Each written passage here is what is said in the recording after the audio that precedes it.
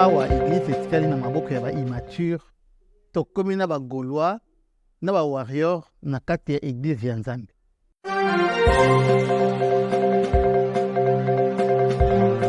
Télé Sentinelle. Shalom ma sœur, shalom mon frère, yom tozolanda ngai lelo. Banda ke oza ko se distraire na makambo bawarrior na kati ya église, Satan azolala te. Aza ko multiplier ba stratégie ndenge nini akoprive yo na liloba ya Nzambe. Suivons.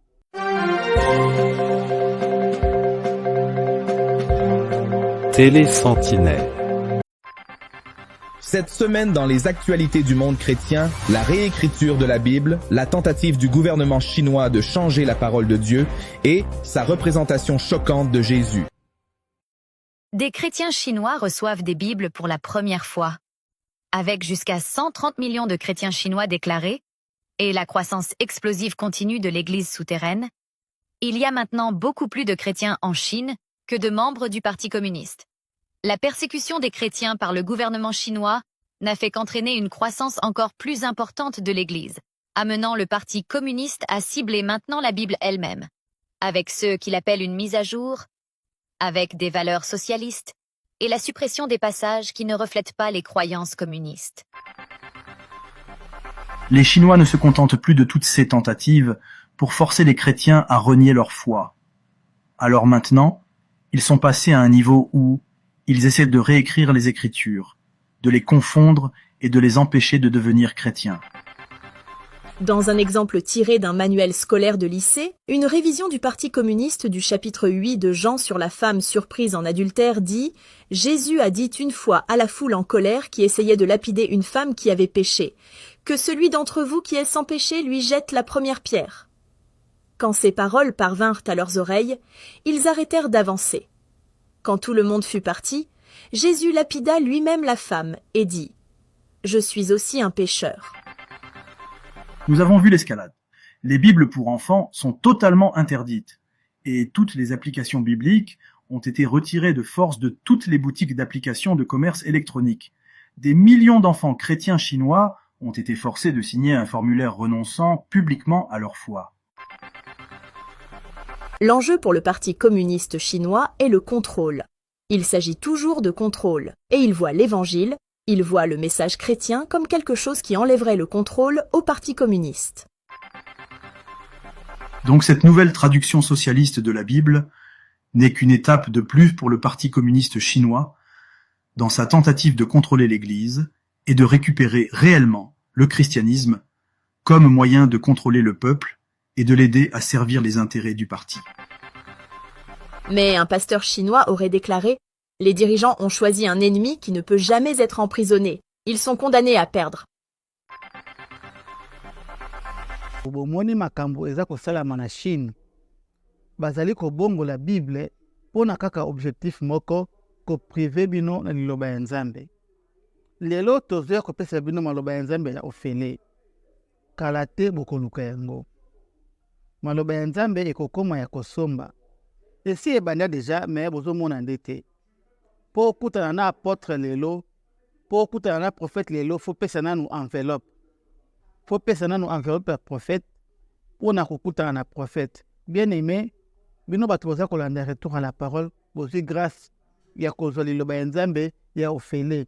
Yango bomonaka na écran ya Sentinelle, M-Pesa eza te, Airtel Money ezalaka te, po tosengaka mbongo te pona kolanda liloba ya Nzambe. Prophétie ya Amos kala te ezokokisama. Nzala ya liloba ezoya. Nayebi te ndeko na ngai, soki okotikala kaka na distraction ya Gaulois, ya kolandaka fanatisme ya basali na Nzambe. Bimano na fanatisme ya basali na Nzambe. Yesu alobi boya kozwa ya ofele tango yangoyo koya kozwa mai ya ofele. Nde Sentinelle azali kopesa bino occasion ya kozala à contact na parole de Dieu, même verset moko par jour, et permettre yo quand même matoi na yo et yoka maloba ya Nzambe. Bien aimé, bima na distraction, les temps sont très mauvais. Bozo yoka ndenge bato bazoluka ba changer même Bible.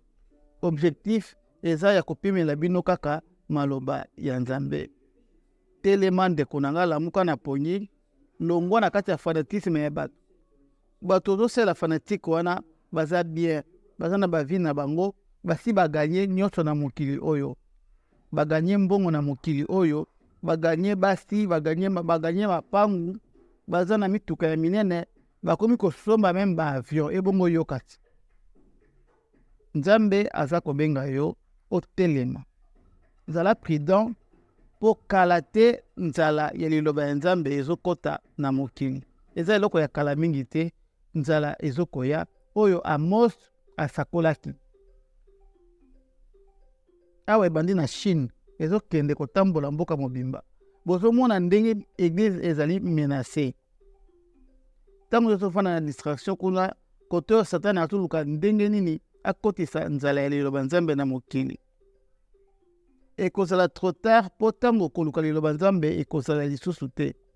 Profitez ozwaka parole ata ya ofele na kati ya retour à la parole.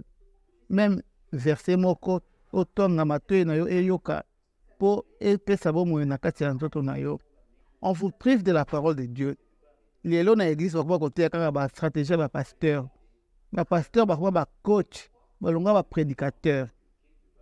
Nyonso ezali ba stratégie ya kopusa yo mosika ya liloba ya Nzambe. Soki bapusi yo mosika liloba Nzambe, nyonso bakobanda koyebisa yo banda kondima kaka. Ata balobi soko beti maboko ebongo na bakaki epai ya banguna okondima kaka po eza na biotangi yango na Bible te.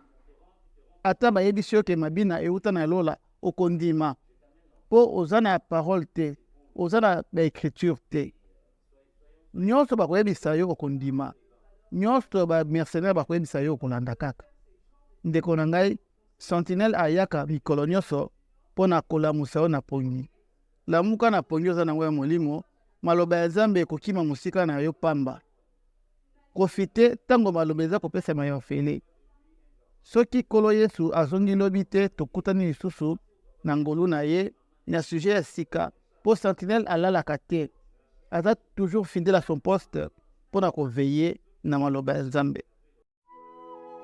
Apocalypse, chapitre 21. Celui qui était assis sur le trône dit: Voici, je fais toutes choses nouvelles. Et il dit: Écris, car ces paroles sont certaines et vraies. Il me dit: C'est fait, je suis l'alpha et l'oméga, le commencement et la fin. À celui qui a soif, je donnerai de la source de l'eau de la vie gratuitement.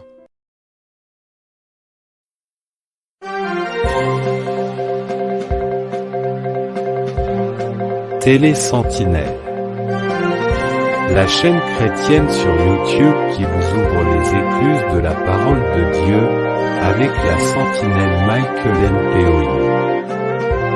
C'est le temps de nous réveiller du sommeil spirituel.